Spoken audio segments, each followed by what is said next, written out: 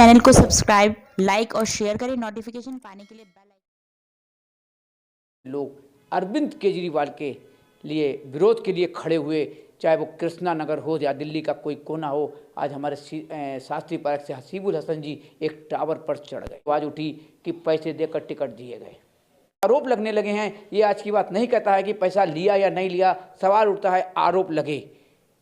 चाहे वो हमारे हसीबुल हसन हो, चाहे वो कोई महिला हो या कोई जेंट्स हो, आरोप तो लगे हैं। कहीं ना कहीं अंदर खाते कुछ भी हुआ है। सवाल उठता है एक बहुत बड़ा, हमारे सामने जो शख्सियत बैठी है, बेटी को, अपनी बेटी को सामने लेकर आए।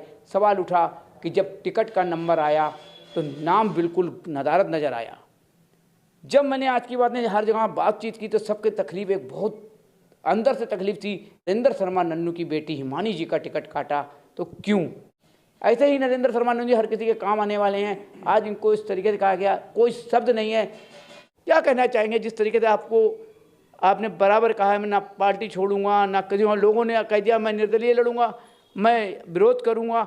आपका कोई विरोध भी नज़र नहीं आ रहा है। आपको तकलीफ हर किसी को दिख रहा है और पब्लिक की निगाह में, पब्लिक के जवान से नज़र आ रही है आपकी तकलीफ कितनी है। क्या कहना चाहेंगे सर? सुबोध जी, पहले अपने गांधीनगर और दिल्ली देशवासियों को मेरा प्रणाम, और आम आदमी पार्टी के सर्वा मेरे सीएम केजरीवाल जी को प्रणाम, उनकी टीम को। सुबोध जी, मैं जब कोरोना काल में निकला था, लोगों ने कहा था कि मर जाओगे तो मेडल नहीं मिलेगा। मेरा एक बेटा, मैं अकेले दोनों निकले थे, अध्यक्ष बनाया गया था, मेरा साथ किसी ने नहीं दिया था उस टाइम, और साथ देना भी नहीं चाहिए था। कोरोना काल ऐसी स्थिति थी, लेकिन मैं अपने कंधे पे और मशीनें लेके, ट्रैक्टर फार्म से लेके सारा चला था। लेकिन हाँ, मैं ईश्वर से ये कहता था, अगर मौत आई है मेरे और या मेरे बेटे की या किसी की अगर लिखी है तो ईश्वर मारना, लेकिन इस मौत से मत मारना, अभी मत मारना। जब ये कोरोना चला जाए इसके बदले में उस टाइम मर जाए, कोई दिक्कत नहीं। क्योंकि आज अगर हम निकले हैं और आज समाज में हम निकले हैं और सेवा करने निकले, मुझे देख के 4 और लोग निकलेंगे, क्योंकि आज समाज को जरूरत है। क्योंकि कोई भी लीडर या कोई संस्था ऐसा कोई बाहर नहीं था। हमारा मकसद था मनोबल बढ़ाना उनका, कि दवाई छिड़क दी गई, अब कुछ नहीं होगा, बस मनोबल की बात थी। हम निकले थे। हो सकता है मेरे बीमारी लगती तो मेरा पूरे परिवार खत्म होता। आज की स्थिति जो आप मेरे से पूछना चाह रहे हैं, या पूरा समाज एक तरफ मेरे ऊपर, मेरी बेटी पे नजर, मेहनत पे लगाई, कि जैसे केजरीवाल जी ने कहा अपनी बेटी लाओ, बेटी पढ़ाओ, मोदी जी ने कहा बेटी लाओ, बेटी पढ़ाओ, बेटी बचाओ, महिलाएं आगे लाओ। बिल्कुल। तकलीफ ये नहीं कि मेरी बेटी को टिकट काटी गई, पैसे से काटी गई, नहीं मिली, कौन ताकतवर था, कौन मेरे साथ था, कौन गुरु था, कौन पिता था। मकसद वो कुछ नहीं है, मेरा लक्ष्य वो था ही नहीं। मुझे अध्यक्ष बनाया गया, मैंने काम किया और काम करूंगा। केजरीवाल जी की नीतियों को लेके हम अपने, जब से देश आजाद हुआ, कांग्रेस में थे, कि एक व्यक्ति के लिए, एक शख्सियत के लिए और उनकी टीम के लिए पार्टी छोड़ के आ गए। बिल्कुल। हमने वो काम करके दिखाया कि जो मेरी जिम्मेदारियां बनती थी, अध्यक्ष के नाते, समाज के नाते, और एक जिम्मेदारी जो मैंने ली उसके नाते। ऐसे ही जब हमारी पार्टी ने घोषणाएं की और हम सुन के आए कि जो मेहनत करेगा टिकट उसे मिलेगी, सम्मान उसे मिलेगा। टिकट से नहीं कि इलेक्शन लड़ेगा, कि जो सम्मानित काम करेंगे, समाज में बड़े काम, अच्छे काम करेंगे, अपनी जेब से लगा के अपनी आधी रोटी समाज में बांटेंगे, उस व्यक्ति को केजरीवाल जी के पास बैठने का मौका मिलेगा। उसके साथ केजरीवाल जी चाय पियेंगे। एक मुहिम भी चली थी, उसके हम कायल हुए थे। बिल्कुल। ना कि कोई इलेक्शन की बात। बस थोड़ी तकलीफ और दर्द यह है कि जब हम एक मॉडल, एक सिंबल बने कि समाज में हमने बहुत काम किया, सब ने तारीफ की, काम किया। हिमानी ने हर टास्क किए, बेटी होके, एक औरत होके, एक लड़की होके, हर जगह गए। हरियाणा, फरीदाबाद का टास्क मिला, हम वहां भी गए। गली नाली, कूड़ा कचरा, योगा, सब करा हमने। नेशनल खिलाड़ी है। मैं फार्मर हूँ, मैं किसान हूँ, छोटे मोटे काम करता हूँ, बिल्डर भी हूँ। जब ये चीज़ एक व्यवस्था बनी कि जो मेहनत करेगा उसे टिकट मिलेगी, हमें बड़ी खुशी थी कि आप अपनी जिम्मेदारी वहाँ पद पे बैठ के बहुत अच्छे से पूरी कर सकते हैं। पब्लिक का मन टूटा, हमारा मन टूटा। सिर्फ कारण क्या कि इतनी मेहनत टास्क पूरे करे। कोई 14 मंडल के 18 टास्क डबल करे।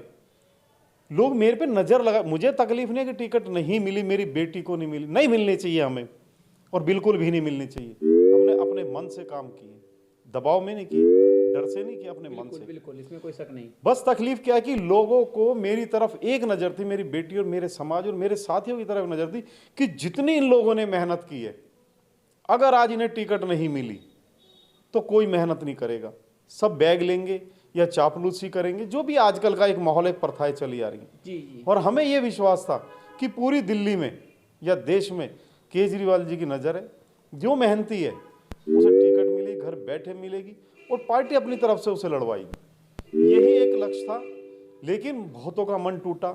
जैसे आपने कहा, हसीबुल खूब मेहनत की, खूब मेहनत की खूब मेहनत की।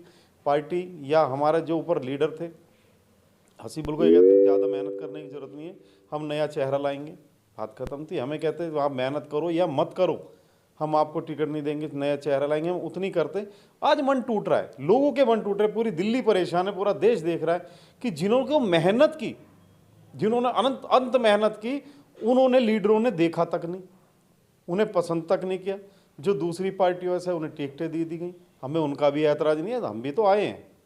बिल्कुल। लेकिन जब मेहनत जो करता है, हमें तकलीफ है कि जितने लोग हमें मिल रहे हैं, पूरी रात रोते रहे हैं मेरे हॉल में बैठ के। आज भी मार्केट जा रहा हूँ, क्षेत्र में जा रहा हूँ, सब रो रहे हैं कि पंडित जी अगर तुम्हारे साथ बुरा हुआ है ना तो पार्टी ने अच्छा नहीं किया। मैं उन्हें एक ही जवाब दे रहा हूँ, मैंने टिकट मांगा ही नहीं, बेकार निकले, इसलिए पार्टी ने जो अच्छा लगा उन्हें दे दिया। बहुत मेहनत किया, बहुत मेहनत किया। अगर हम किसी को कहेंगे इसे भी टिकट मिलनी चाहिए, जिम्मेदारी में उसे भी मिल जाए, ये तो हमें भी नहीं मिली। मैं उन लोगों को जो मेहनत कर रहे थे या पार्टी में आना चाहते थे या मेरे कारण से हम लेके आए, उन्हें मैं आज ये बात नहीं समझा पा रहा कि मेरी टिकट जो दी गई थी, नवीन चौधरी, दीपू जी, हमारे बड़े भाई, गुरु, पिता, सब हमने उन्हें माना कि टिकट का फैसला क्या हुआ। हमें दिक्कत सिर्फ ये आ रही है कि हम उन्हें, जो आने वाले और हजारों करोड़ों लोग हैं जो देश के प्रधानमंत्री केजरीवाल जी को बनाना चाहते हैं, बिल्कुल। वो लोग, पूरी दिल्ली देश देख रहा है कि यार इन व्यक्तियों के साथ ये हुआ जो, और हम उन्हें कह रहे हैं तुम पार्टी में आओ, हम तुम्हारा सम्मान बढ़ाएंगे, तो हमारा ही सम्मान नहीं बचा तो उन्हें कैसे आए, वो क्यों आए। बिल्कुल। जैसे और पार्टियां कर रही हैं, सेम हमारी पार्टी ने करा है। उनकी ये सोच विचारधाराएं हैं। लेकिन मैं उन्हें हमेशा एक बात कहता हूँ, एक हवा होती है, हर चीज़ का एक समय आता है। जब खूब अच्छाइयाँ चल रही होती है तो एक बुरा समय भी आता है।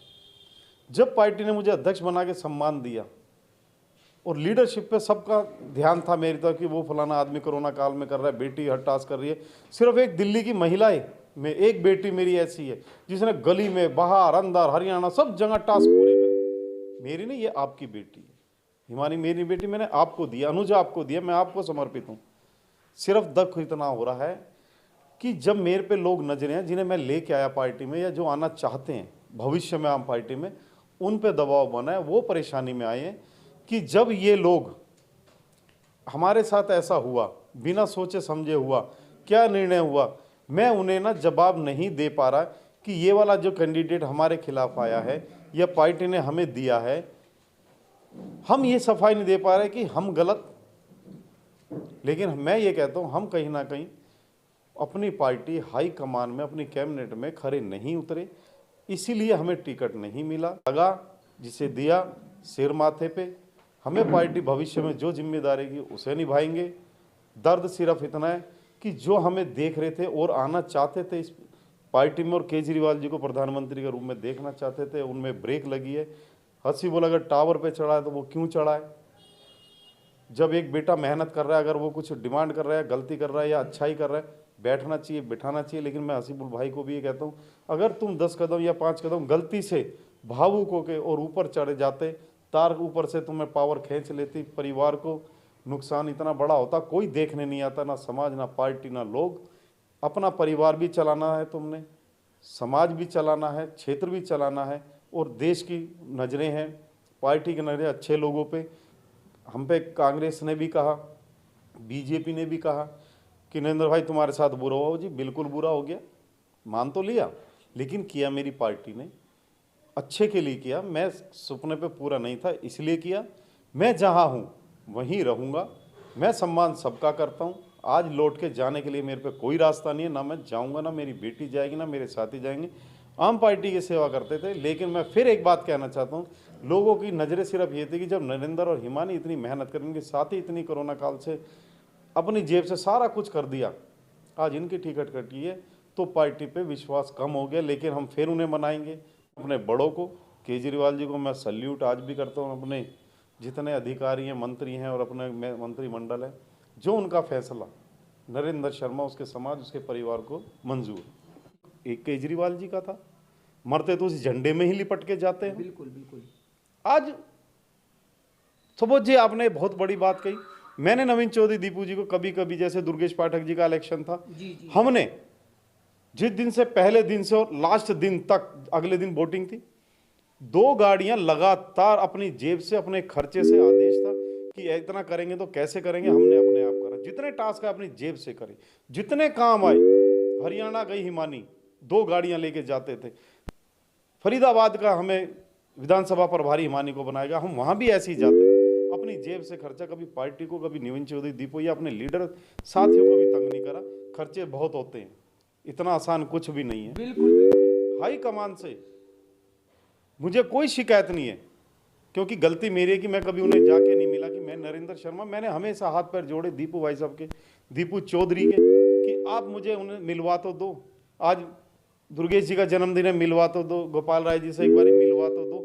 इतना तो हमारा बनता है कि हमने इतना काम करा, एक लीडर के पास एक कप चाय या एक पानी पी लें, हमारा जीवन सफल हो जाएगा, कि उसकी नज़रों में हम आए कि ये नरेंद्र शर्मा। इसके अलावा हमने मांगा नहीं, और इसलिए वो कभी हमें ले नहीं गए, हम कभी गए नहीं। जब पार्टी में आ गए, सिंबल पे आ गए, तो हम उनके नाम से कर रहे हैं।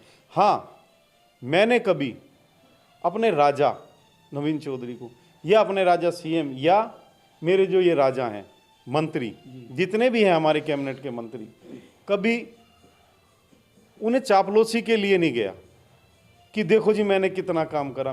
मुझे पता था घर में या परिवार में कोई बेटा या बेटी ज़्यादा अच्छा काम करता है, पूरे परिवार की नज़र रखते हैं। आते ही कोई उसे पानी पहले पिलाता है, या कोई करता है, बैठ बेटा इसके कपड़े ला दे भाई, उसका ये ला दे।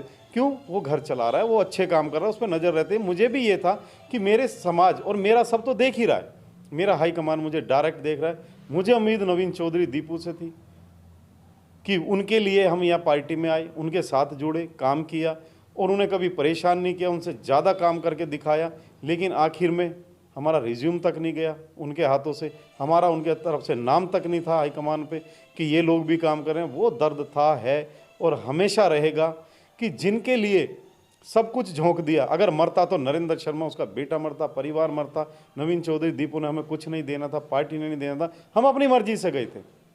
लेकिन दर्द इसी चीज़ का है कि अपने बेटे के लिए अगर वहाँ से टिकट मांगी थी, बिल्कुल मांगनी चाहिए, आपका अधिकार है, पार्टी ने भी कहा था। लेकिन जिस बेटी के सिर पे 10 दफ़े हाथ रख के बेटी का, और मैं गुरु कह के पैर छूता हूँ, तो उसका अधिकार तुम्हें नहीं छीनना था कि तुझे मैं यहाँ से दिलाऊंगा, तुम वहाँ मदद करियो मेरी, मैं इसके, ये तो बंदरबाट हुई।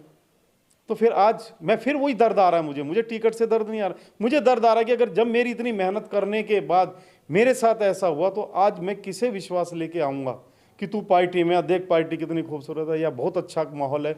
मैं कहना चाहता हूँ जी, क्रांतिकारी हैं, पूरी टीम क्रांतिकारी है उनकी, इसलिए अच्छे हैं तो यहाँ तक पहुँचे हैं इतने छोटे से पीरियड में। जब एक राजा, मैं अपना अनुभव बता रहा हूँ, जब एक राजा अच्छे काम करता रहता, फिर वो दूसरे राज्य में जाता है, वो जीतता है, तीसरे राज्य में जीतता है।